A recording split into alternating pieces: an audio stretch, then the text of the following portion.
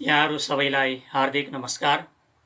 यो पुस्तकभित्र के छ नामक श्रृङ्खला अन्तर्गत आजदेखि म चाणक्य नीतिमा के छ नामक नौलो श्रृङ्खला सुरु गर्दैछु। चाणक्यको नाम तपाईहरू सबैले सुनिरहनु भएको छ। चाणक्य एउटा अर्थशास्त्री हुन् जुन कौटिल्यको अर्थशास्त्रको रूपमा विश्वभर उनी प्रसिद्ध छन् र उनी कूटनीतिज्ञ व्यक्तित्व पनि हुन् र उनी राजनीतिज्ञ व्यक्तित्वको रूपमा पनि परिचित छन् र उनी विशेष गरेर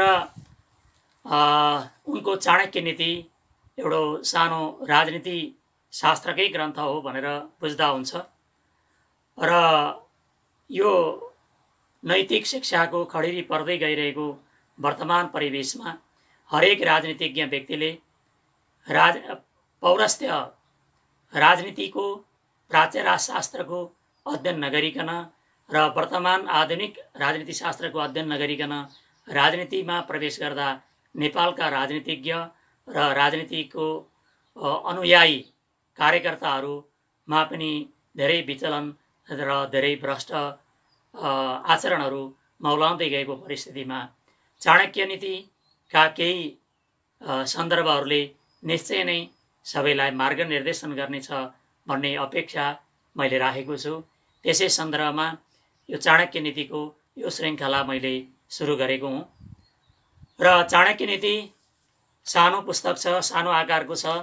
यसमा 17वटा अध्यायहरू समावेश गरिएका छन् र यी अध्यायहरूमा 14 देखि लिएर 23वटा श्लोकसम्मका अध्यायहरू छन्।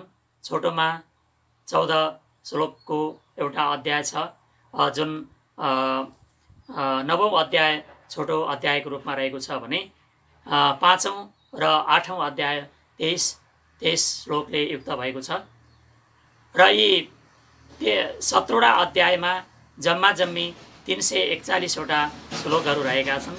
ती मध्येमा धेरैजसो अनुष्टुप छन्दका छन् र त्यसदेखि अतिरिक्त शिखरिणी, शार्दूल, विग्रहित लगायतका अन्य छन्दहरूको पनि प्रयोग गरिएको छ र यी सामान्यतया यसको भाषा अत्यन्त सरल छ र नेपाली बुझ्ने, हिन्दी बुझ्ने सबैले यसको सरसर्ती अध्ययन गर्दा, आफैले पनि स्वाध्ययन गर्दा बुझिन्छ।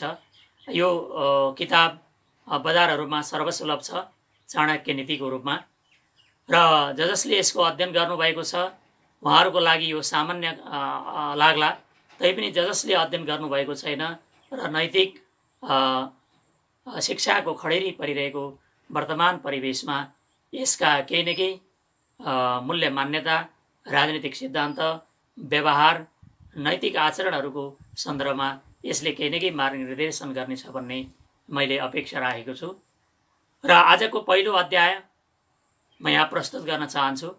र पहिलो अध्याय सामान्यतया पहिलो अध्याय चाहिँ यसमा विशेष गरेर पहिलो अध्यायको सन्दर्भमा ससाना श्लोकहरू छन् जो अनुष्टुप छन्दमा मात्रै रहेका छन्।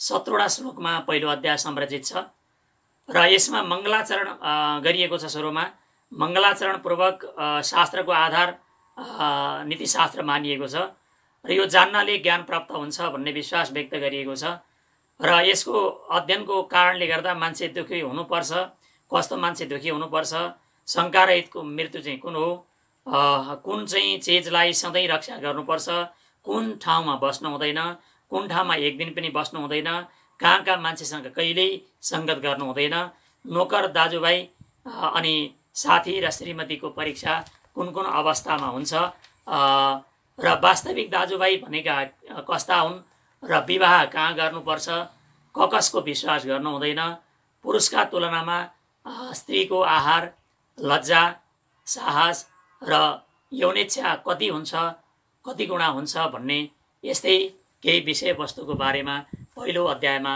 चर्चा गरिएको छ र यो छोटो अध्याय छ पहिलो अध्याय र यसमा सुरुको मङ्गलाचरणका आधारमा प्रणम्य शिरसा विष्णुं त्रैलोक्याधिपतिं प्रभं नाना शास्त्रोद्धृतं वक्षे राजनीति समुच्चयम्।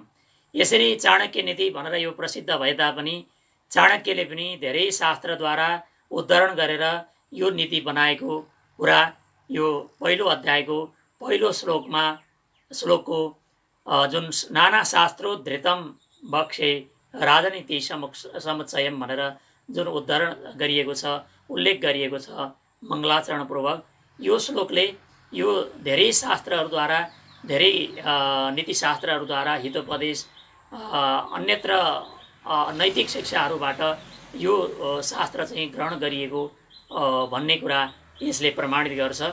यो चाणक्यको मूलभूत सिद्धान्त नभएर चाणक्यले धेरै शास्त्रद्वारा जुन मधुकर पद्धति भनिन्छ, जुन मौरीले धेरै चाहिँ फुलहरूबाट रस चुसेर जसरी मौरीले मह बनाउँछ, त्यस्तै तरिकाले यो चाणक्य नीति पनि धेरै शास्त्रहरूद्वारा उद्धरण गरिएर चाणक्यले सम्पादन गरेका हुन्। यसमा उनको पनि आफ्नो केही न केही नीतिहरू यहाँ समावेश गरिएका हुन सक्छन्। यसको गम्भीर अध्ययन अनुसन्धान हुने क्रममा चाणक्यका के कति मौलिकता छन् चाणक्य नीतिमा र के कति अरूका उदाहरण चाहिँ ल्याएर उनले सम्पादन गरेका हुन् भन्ने बारेमा यसको अध्ययन अनुसन्धान हुँदा पुष्टि हुँदै जानेछ।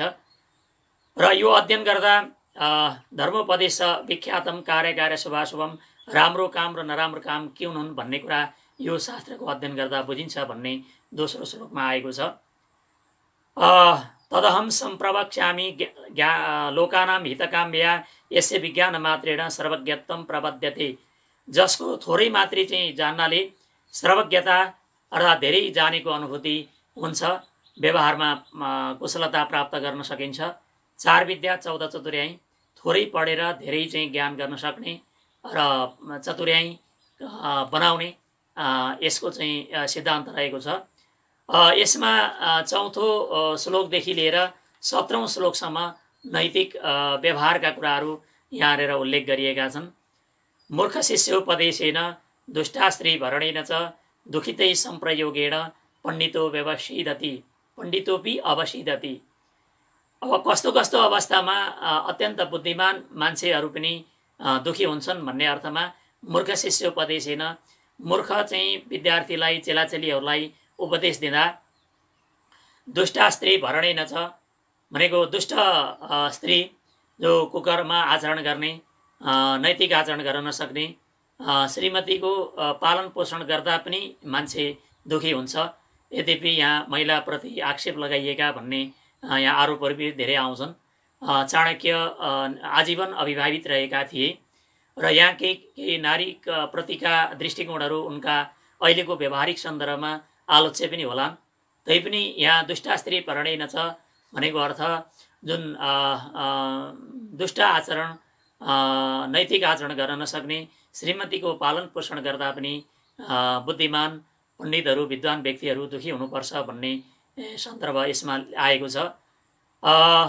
दुखितै सम्प्रयोगेण भनेको दुखीहरूका साथमा व्यवहार गर्नाले पनि मान्छे, विद्वान मान्छे पनि दुखी हुनुपर्छ भन्ने यो चौथो श्लोकमा यसरी आएको छ। दुष्टा भार्या सठम मित्रम भृत्यश्चोत्तरदायिकः ससर्पे च गृहे वासो मृत्युरेव न संशयः। अब कस्तो चाहिँ अवस्थामा संशयरहित मृत्यु हुन्छ, मृत्यु हुने अवस्था, मृत्यु भनेको प्राण जानु मात्रै मृत्यु होइन, कस्तो कस्तो अवस्थामा मान्छेले मृत्युको जस्तै अनुभूति गर्छ भन्ने सन्दर्भमा दुष्टा भार्या भनेको चाहिँ दुष्ट स्त्री, जो अनाचरण गर्ने स्त्री, अनि त्यसै सठम मित्रम भनेको चाहिँ अत्यन्त कपटीपूर्ण व्यवहार गर्ने मित्र साथी, भृत्यश्चोत्तरदायक।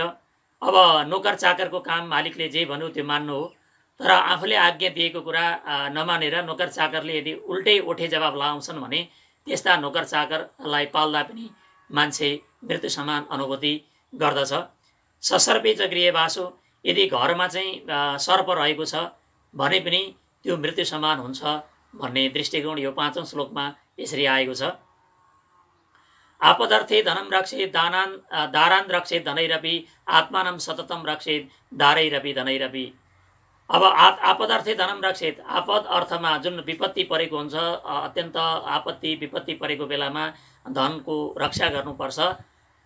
दारान रक्षेत धनैरपि, धनलाई खर्च गरेर भए तापनि आफ्नै स्त्रीको रक्षा गर्नुपर्छ।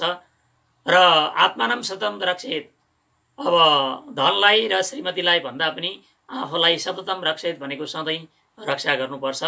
दारैरपि धनैरपि भनेको धनलाई र चाहिँ आफ्नो श्रीमतीलाई भन्दा पनि आफ्नो चाहिँ विपत्ति परेको बेलामा चाहिँ यो आफूलाई चाहिँ सधैँ रक्षा गर्नुपर्छ भन्ने सन्दर्भमा यो 6औं श्लोकमा यसरी आएको छ।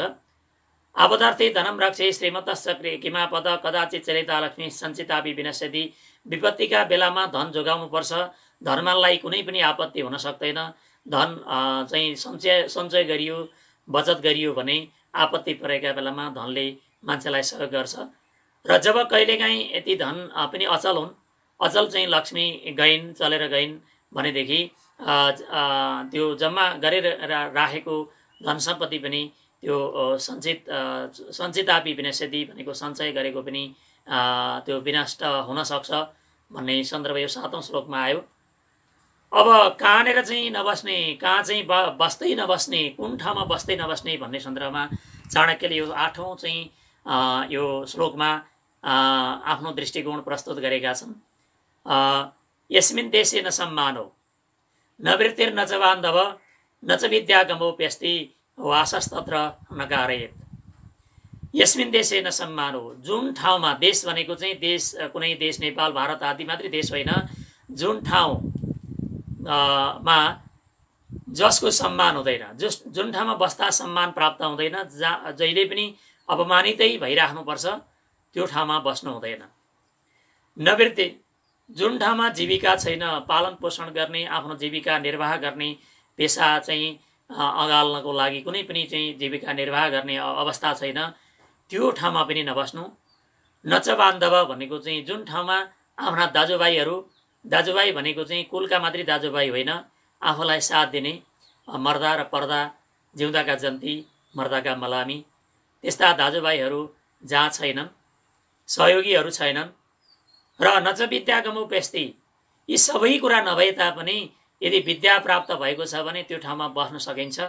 तर सबै कुरा छैन र विद्या पनि प्राप्त हुँदैन भने त्यो ठाउँमा वासस्तत्र नकारयेत् भनेको त्यो ठाउँमा नबस्नु भन्ने दृष्टिकोण यो 8औं श्लोक पहिलो अध्यायको 8औं श्लोकमा व्यक्त भएको छ। धनिका श्रोत्रियो राजा नदी वैद्यस्तु पञ्चमा पञ्चयत्र न विद्यन्ते न तत्र दिवसं बसेत्। कहाँ नबस्नु, कहाँ एक दिन पनि नबस्नु भन्ने सन्दर्भ, कहाँ नबस्नु त्यो सन्दर्भ अगाडि गइसक्यो 8औं श्लोकमा। अब 9औं श्लोकमा कुन ठाउँमा एक दिन पनि नबस्नु भन्ने सन्दर्भमा धनिका भनेको जुन ठाउँमा धनी व्यक्तिहरू छैनन्, र श्रोत्रिय भनेको चाहिँ वेद पढेका विद्वान व्यक्तिहरू जुन ठाउँमा बस्दैनन्, छैनन्। अनि राजा, जुन ठाउँमा राजा छैनन्, यद्यपि हाम्रो नेपालमा राजा छैनन्, अहिले धेरै नवराजहरू उत्पन्न भएका छन्, र जुन ठाउँमा राजा छैनन् अर्थात् नायकहरू छैनन्, अनायकेन अवस्तव्यम भनेको छ हाम्रो देवी भागवतमा ती कुराहरू आउँछन्। अनि नदी भनेको चाहिँ जहाँ नदी जलस्रोत पनि जहाँ छैन, नदी पनि छैन, पवित्र हुने, मान्छेलाई पवित्र बनाउने, सिञ्चित गर्ने। र वैद्य भनेको चाहिँ चिकित्सकहरू पनि छैनन्, डाक्टरहरू पनि जहाँ छैनन्, यी 5वटा पञ्चयत्र न विद्यन्ते वासस्तत्र न कारयेत्, वासस्तत्र न तत्र दिवसं बसेत्, त्यो ठाउँमा एक दिन पनि नबस्नु। धन छैन भनेदेखि वेद पढेका वा विद्वान व्यक्ति छैनन्, पढे लेखेका मान्छेहरू छैनन्, अनि त्यसपछि चाहिँ राजा छैनन्, नायकहरू छैनन्, कुशल राजनेताहरू छैनन्, र नदीहरू छैन, खोलानालाहरू छैनन्, जलस्रोतको कुनै पनि सम्भावना छैन, जहाँ तडपिएर मर्नुपर्छ, र जहाँ चाहिँ रोग लाग्दा उपचार गर्न सक्ने वैद्य चिकित्सकहरू छैनन्, त्यो ठाउँमा एक दिन पनि नबस्नु भन्ने यो 9औं श्लोकको आशय यसरी व्यक्त भएको छ। त्यस्तै 10औं श्लोकमा लोकयात्रा भयं लज्जा दाक्षिण्यं त्यागशीलता पञ्चयत्र न विद्यन्ते न कुर्यात् तत्र सङ्गतिं। कुन ठाउँमा चाहिँ सङ्गत नगर्नु, सङ्गत भनेको चाहिँ सत्सङ्गति, मान्छेको उठबस कहाँनिर नगर्नु, मान्छेसँग व्यवहार कहाँनिर नगर्नु भन्ने अर्थमा लोकयात्रा भयं लज्जा। अब जहाँ चाहिँ लोकयात्रा भनेको चाहिँ जीवन निर्वाह गर्नको लागि जहाँ चाहिँ जीविका चाहिँ उत्पादन गर्ने कुनै पनि स्रोत छैन, भयम भनेको चाहिँ जहाँ चाहिँ कुनै पनि डर छैन, जसले जे गर्यो पनि चाहिँ मान्छेको कुनै पनि कसैप्रति चाहिँ डर छैन, मान्छे चाहिँ डराउँदैन, कसै न कसैप्रतिको डर हुनुपर्छ जीवन निर्वाहमा सफलताको लागि। र लज्जा भनेको कुनै पनि लाज छैन, मान्छे निर्वस्त्र जस्तै छन्।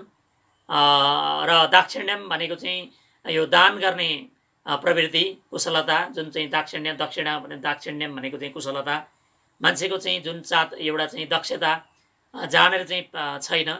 र त्यागशीलता भनेको चाहिँ मान्छेको त्यागको भावना वा दान गर्ने, योगदान दिने जुन चाहिँ भावना जानेर छैन। त्यस्ता व्यक्तित्वहरूसँग, त्यस्ता ठाउँका मान्छेहरूसँग व्यवहार नगर्नु, सङ्गत नगर्नु, बरु एक्लै बस्नु परोस्, तर त्यस्ता व्यक्तिहरूसँग सङ्गत नगर्नु, त्यस्तो ठाउँका मान्छेहरू सङ्गत नगर्नु भन्ने सन्दर्भ यो 10औं श्लोकमा आएको छ। अब कसको परीक्षा कहाँनिर कसरी गर्ने भन्ने सन्दर्भ छ। जानियात प्रेषणे भृत्यान् बान्धवान् वेषणागमे मित्रम चापत्तिकाले तु भार्यां च विवक्षे। जानियात प्रेषणे भृत्यान्, भृत्य भनेको नोकरहरूलाई कहीँ न कहीँ पठाउँदा, यो काम गर है, तिमीले यो काम गरेर आऊ भनेर चाहिँ त्यो नोकर चाकरलाई भनेर पठाउँदा वा काममा पठाउँदा त्यो नोकर चाकरको परीक्षा लिनु। बान्धवान व्यसनागमी भनेको, बान्धव भनेको चाहिँ आफ्ना कुटुम्बी आफन्तीहरू, रिलेसन परेका जुन व्यक्तित्वहरू हुन्छन्, आफ्ना दाजुभाइ कुटुम्बीहरू हुन्छन्, आफन्तीहरू हुन्छन्, उनीहरूको चाहिँ व्यसनै अत्यन्त दुःख प्राप्त भएको बेलामा उनीहरूको परीक्षा लिइन्छ। मित्रम च आपत्तिकाले भनेको चाहिँ साथी भनेको जसले हरेक कुरामा दुःख र सुखमा जसले साथ दिन्छ त्यो नै वास्तवमा साथी हो।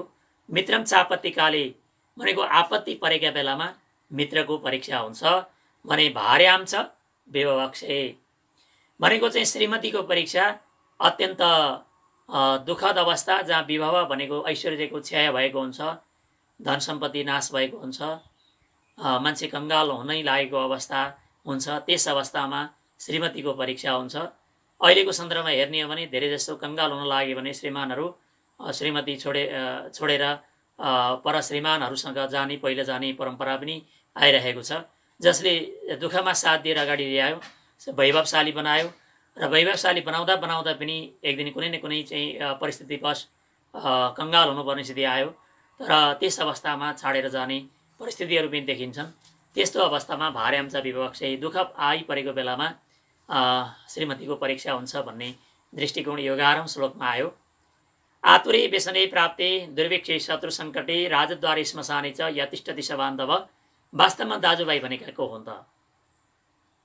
आतुरे व्यसने प्राप्ते, आतुर भनेको अत्यन्त बिरामी हुँदा, अत्यन्त सिकिस्त भएको अवस्थामा, बिरामी भएको अवस्थामा, व्यसनै भनेको अत्यन्त दुःख प्राप्त गरेको अवस्थामा, दुर्भिक्ष भनेको अत्यन्त अनिकाल चाहिँ सङ्कट परेको अवस्थामा, शत्रु सङ्कटे भनेको शत्रुले अत्यन्त दुःख दिएको अवस्थामा, राजद्वारै श्मशाने छ, राजद्वार भनेको अत्यन्त राजदरबारमा जहाँ जस्तो चाहिँ ऐश्वर्य सम्पन्न हुन्छन्, राजदरबार सत्ता प्राप्ति अर्थात् चाहिँ जुन सत्तासीन दरबारको जस्तो ऐश्वर्य सुख सुविधा जहाँ प्राप्त हुन्छ, अर्थात् सुख प्राप्त गरेको बेलामा, र श्मशाने भनेको चाहिँ दुःख परेर अत्यन्त चाहिँ मसान घाटमा वा सागरमा जाँदा जति दुःख हुन्छ मर्दा, त्यो बेलामा मर्दा र पर्दा जुन चाहिँ अवस्थामा यतिष्ठति भनेको जसले साथ दिन्छ, वास्तवमा त्यही नै बान्धव भनेको चाहिँ दाजुभाइ हो, आफन्ती हो।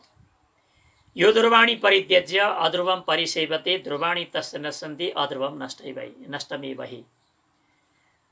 यो दुर्वाणी जसले निश्चित वस्तुलाई परित्यज्य भनेको छाडेर, अध्रुवम भनेको अनिश्चित वस्तुको चाहिँ परिसेवते भनेको सेवन गर्छ, ध्रुवाणी तस्य नश्यन्ति भनेको चाहिँ त्यसका, ध्रुव भनेको निश्चित कुरा त, तस्य नश्यन्ति भनेको त्यसको नाश भइहाले, अध्रुवम नष्टमे बहि भनेको अध्रुव भनेको अनिश्चित वस्तुको पनि स्वतः नष्ट हुन्छ। अर्थात् हामीले जे कुरा प्राप्त गरेका हुन्छौँ त्यो कुरालाई संरक्षण गर्न छाडेर नयाँ नयाँ कुरो खोज्दै हिँड्यौँ भनेदेखि पुरानो प्राप्त भइरहेको हामीलाई केही न केही सन्तुष्ट दिइरहेको कुराले हामी छोडेर अप्राप्त वस्तुमा हामी चाहिँ बढी चाहिँ मोहित भयौँ भने मान्छे के हुन्छ, पाइरहेको कुरा पनि चाहिँ छाड्नुपर्छ र नपाएको कुराबाट पनि मान्छे दुखित हुनुपर्छ। त्यस हुनाले ध्रुव र अध्रुवप्रति, ध्रुवलाई छाडेर अध्रुवप्रति जानु हुँदैन भन्ने दृष्टिकोण यो 13औं श्लोकमा आयो। यसै गरेर 14औं श्लोकमा कस्तो ठाउँमा विवाह गर्ने? हुन त मनुस्मृति हाम्रा धर्मशास्त्रहरूले पनि विवाहमा ढाँट्न पाइन्छ, ढाँट्न सकिन्छ कतिपय परिस्थितिमा भन्ने चाहिँ नियमहरू बसालेका छन् र कतिपय यो त्यही भएर ढाँटी ढुटी विवाह मरी न्याय भन्ने सन्दर्भमा हाम्रो उखान चलेको छ। कसैलाई चाहिँ अत्यन्त दुःख दिएर अत्यन्त कसैलाई चाहिँ शोषण गरेर चाहिँ मान्छेले चाहिँ न्याय दिलाइराखेका हुन्छन् भने कसैलाई ढाँटेर ढाँटी ढुटी गरेर चाहिँ विवाह पनि सम्पन्न भएका हुन्छन्। यी कुराबाट सचेत हुनुपर्छ। त्यो परिस्थिति भनेको सधैँ त्यो विकल्प अवस्थामा मात्रै दिएका हुन् ती परिस्थिति, र मान्छेले यसलाई अनिवार्य रूपमा लिनु हुँदैन। वरयेत कुलजाम प्राज्ञो विरूपामपि कन्यकाम रूपशीलाम ननैत्यस्य विवाही सदृशे कुले। कुलजाम प्राज्ञ विरूपामपि कन्यकाम वरयेत। अब प्राज्ञ भनेको चाहिँ जुन बुद्धिमान व्यक्ति, पण्डित पढे लेखेको चाहिँ बुद्धिमान व्यक्तिले विरूपामपि कन्यकाम, अब यदि कुलजाम भनेको चाहिँ विरूपाम भनेको अत्यन्त विरूप भए पनि अत्यन्त रूप चाहिँ राम्रो नभए तापनि कुलजाम कन्याकाम भनेको कुलमा उत्पन्न भएकी कन्यालाई वरयेत भनेको चाहिँ वर्ण गर्नु, विवाह गर्नु। त्यही भएर कुलको मूलको पानी कुलको कन्या भनेर हाम्रो नेपाली उखानमा चलेको आधारै त्यही हो। किनकि कुलको चाहिँ कन्या विवाह गरियो भने उनीहरूले धेरै कुराहरू के गरेका हुन्छन्, आफ्नो हजुरबा हजुरआमा आमा बुबाबाट अनि आफन्तीहरूको त्यो जुन कुल खानदानको संस्कारबाट उनीहरूले सिकेका हुन्छन्। त्यसले गर्दा यद्यपि रूप चाहिँ नराम्रो भए तापनि उनीहरूको शील स्वभाव, उनीहरूको आचरण, उनीहरूको नैतिकता राम्रो हुन्छ र परिवारलाई उनीहरूले चाहिँ नेतृत्व गरेर कुशल गृहिणी भएर उनीहरू बस्न सक्छन्। तर रूपशीलाम ननैत्यस्य विवाही सदृशे कुले। यदि रूप र शील, रूपशीलाम रूप र शील राम्रो भए तापनि तल्लो कुलको चाहिँ निचस्य ननिचस्य भनेको तल्लो कुलको चाहिँ विवाह गर्न हुँदैन। किनकि तल्लो कुलबाट माथिल्लो जुन चाहिँ अब हुँदा खाने अर्थात् तल्लो कुल जुन चाहिँ टुप्पाबाट पलाएका भन्ने जुन उखान छ, पुर्ख्यौली परम्पराबाट राम्रो शील स्वभाव हुँदै आएका व्यक्तित्वहरू छन्, त्यस्तो चाहिँ कुलको कन्यालाई विवाह गर्दा मान्छेले धोका पाउँदैन। तर टुप्पाबाट पलाएका तत्काल एकाएक चाहिँ धन सम्पत्ति कमाएर धनी भएका, धनी मान्य भएका र कुलीन हुन खोजेका त्यस्ता व्यक्तिहरूको व्यक्तिहरू निश्चय नै ती निज कुलकै हुन्छन् र उनीहरूको आचरणमा चाहिँ उत्कृष्टता हुँदैन। जसले गर्दा त्यस्तो कुलमा जन्मिएका कन्या विवाह गरियो भने उनीहरूलाई सुधार्न, उनीहरूको बानी व्यवहार सुधार्न र उनीहरूको आफन्ती माइती पक्षबाट बारम्बार हुने नराम्रा सरसल्लाहरुबाट त्यस्ता कन्याहरू प्रभावित हुन्छन् र घर गृहस्थी राम्रोसँग सम्हाल्न सक्दैनन्। त्यसकारणले गर्दा रूपशीलाम ननिचस्य, रूप राम्रो भयो भन्दैमा रूप खाने होइन, व्यवहार खाने हो, व्यवहार अवलम्बन गर्ने हो। मान्छेको रूप त अहिले चाहिँ हरेक कुरामा यो आधुनिक सन्दर्भमा सूचना र प्रविधिको युगमा अहिलेको विज्ञानको युगमा जस्तोसुकैको रूपलाई पनि मान्छेले स्वरूप बनाइदिन सक्छ। तर चाहिँ भित्रको जुन चाहिँ कुरूपता स्वरूपपन हो, राम्रो चाहिँ सौन्दर्य हो, त्यसलाई चाहिँ ल्याउनको लागि धेरै गाह्रो छ। ब्युटी पार्लर धाएर सौन्दर्य चाहिँ सुन्दर हुने, सुन्दरी हुने व्यक्तित्वहरू धेरै छन्। तर वास्तविक रूपमा बौद्धिक स्तरको ब्युटी पार्लरमा धाउनेहरू कम छन्। त्यस्तो सन्दर्भका कन्याहरू विवाह गर्नु, पढे लेखेका कुलीन र सद आचरण चाहिँ विवाह गर्नु उपयुक्त छ भन्ने यसको आशय हो। विवाह सदृशे कुले। अब हामीले चाहिँ अब छोरीले चाहिँ सुख पाउँछ भनेर अत्यन्त आफूभन्दा उच्च कुलमा विवाह गर्नु हुँदैन। र विवाह चाहिँ र मित्रता भनेको बराबर हैसियतमा गर्नुपर्छ भन्ने छ। विवाही सदृशे कुले, समान कुलमा गर्नुपर्छ। समान कुलमा भयो भने, समान हैसियतको भयो भने अब कन्याले पनि आफ्नो माइतीको चाहिँ हाम्रा माइती त यस्ता उस्ता भनेर चाहिँ त्यहाँ ध्वास देखाउने, बडप्पन देखाउनेपना आउँदैन। र यदि चाहिँ घर गृहस्थी पनि चाहिँ यदि चाहिँ उच्च रहेन भनेदेखि त त यस्तै तल्लो कुलकी त तेरो चाहिँ त के छ र भनेर चाहिँ घर गृहस्थी सासू ससुरा लोग्ने आफन्तीहरूले पनि त्यसरी हेप्ने परिस्थिति रहँदैन। त्यस कारणले गर्दा पढे लेखेको सन्दर्भमा पनि पढाइमा, उमेरमा, धन सम्पत्तिमा, कुलको खानदानीको परम्परामा हरेक कुरालाई चाहिँ विचार गरेर समान कुलमा विवाह गरियो र समान क्षेत्रीय आचरण अनुसार एउटा पूर्वको छ, एउटा महाकालीको छ, मेचीको छ, एउटा महाकालीको छ भने पनि कतिपय स्थितिमा सांस्कृतिक परम्पराहरू मिल्दैनन्। यी हरेक कुराले मान्छेलाई चाहिँ पारिवारिक विघटनहरू ल्याउँछन्। त्यस कारणले गर्दा विवाह गर्दा हरेक कुराको सन्दर्भ हेरेर चाहिँ विवाह गर्नुपर्छ भन्ने यो 14औं श्लोकमा आएको सन्दर्भ यही हो। अब कस्ता कुराको चाहिँ विश्वास नगर्नु, के को विश्वास नगर्नु भन्ने छ। नदीनाञ्च नकीनाञ्च स्त्रीकेणाम शस्त्रपाणिनाम विश्वासो नैव कर्तव्य स्त्रीसु राजकुलैषु च। नदी भनेको नदी, खोला, नालाहरूको चाहिँ विश्वास नगर्नु, नपत्याउने खोलाले बगाउँछ भन्ने उखान छ। यो खोलाले त के गर्ला तरिहाल्छु भनेर चाहिँ जाँदा मान्छे बगाएका स्थिति छन्। नदीले पनि सामान्यतया के नै गर्छ भनेर चाहिँ पौडी खेल्दै खेल्दै जाँदा चाहिँ नदीले बगाएका स्थिति छन्। नखिनाम भनेको नङ्ग्रा भएकासँग विश्वास नगर्नु, सिङ भएकासँग विश्वास नगर्नु, शस्त्रधारीहरूसँग विश्वास नगर्नु, हात हतियार हात लिएका व्यक्तित्वहरूसँग चाहिँ विश्वास नगर्नु र स्त्रीसु भनेको चाहिँ महिलाहरूको पनि विश्वास नगर्नु भनेर चाणक्यले राखेका छन्। महिलाको विश्वास नगर्नु भन्ने सन्दर्भमा रुद्रगण्ठी हुँदैन, उनीहरूले छिटो कुरा चाहिँ राख्न सक्दैनन्। यो नभन है भनेको कुरा चाहिँ धेरै प्रसारण गर्दै जान्छन्। त्यस कारणले गर्दा उनीहरू कोमल हुन्छन् र अत्यन्त गोप्य कुराहरू धेरै अड्कलेर मात्रै चाहिँ नारीलाई भन्नु, श्रीमतीलाई भन्नु भन्ने सन्दर्भमा यी कुराहरू चाहिँ चाणक्यले व्यक्त गरेका हुन सक्छन्। राजकुलेषु च भनेको दरबारिया जो सत्तासँग सम्बद्ध व्यक्तिहरूसँग पनि यी धेरै कुराहरू चाहिँ खुलस्त रूपमा कुरा नगर्नु र यदि गर्दा मान्छेले धोका पाउँछ भन्ने सन्दर्भमा यो 15औं श्लोकमा यी कुराहरू व्यक्त भए।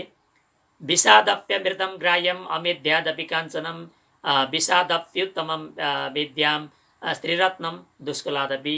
विषबाट पनि हामीले अमृतलाई लिन सक्छौँ। अनि अमेध्यादपि काञ्चनम भनेको अपवित्र वस्तुबाट पनि हामीले सुनलाई लिन सक्छौँ। निचादप्युत्तमां विद्याम, निचाद भनेको तल्लो स्तरका व्यक्तित्वबाट पनि, जस्तो दत्तात्रेयले 24वटा गुरुहरू बनाएका थिए त्यस्तै तल्लो स्तरका व्यक्तित्वहरूबाट पनि हामीले हरेक पक्षमा हरेक कुराहरू चाहिँ शिक्षा लिन सक्छौँ। उत्तमा निचादप्युत्तमां विद्याम, तल्लो स्तरका व्यक्तित्वहरूबाट पनि हामीले उत्तम विद्या प्राप्त गर्न सक्छौँ। स्त्रीरत्नम दुष्कलादपि भनेको चाहिँ दुष्टकुलबाट पनि स्त्री रत्नरूपी स्त्रीलाई लिन सक्नुपर्छ भन्ने सन्दर्भ यसमा ल्याए। यो चाहिँ त्यस्तै 17औं तथा यो पहिलो अध्यायको अन्तिम श्लोक छ। यसमा नारीहरूको बारेमा पुरुषको तुलनामा नारीहरूका 4वटा चाहिँ गुणहरू कति तरिकाले भिन्नता हुन्छन् भन्ने सन्दर्भमा यी कुराहरू आएका छन्। आहारो 2 गुणा स्त्रीणाम लज्जा चापि 4 गुणा साहसम 6 गुणम शैव कामश्चाष्ट गुण स्मृतः।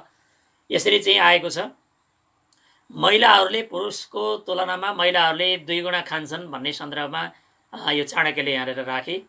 यद्यपि उनीहरू भान्सामा व्यवहार गर्दै जाँदा हरेक कुराहरूमा चाहिँ तुलनामा 2 गुणा खान्थे होलान् पहिला, अहिले पनि कसैले खान्छन् होला, तर पुरुषको तुलनामा महिलाले 2 गुणै नै खान्छन् भन्ने कुरामा अलि विश्वास चाहिँ अहिलेका महिलाहरूले र पुरुषले पनि गर्न सक्दैनन्। लज्जा चापी 4 गुणा भनेको महिलाको अत्यन्त ठुलो गहना भनेकै सुनको गहनाहरूभन्दा लाज नै ठुलो गहना हो। लज्जाशील हुनु, लजालु हुनु महिलाको सबैभन्दा ठुलो गहना हो।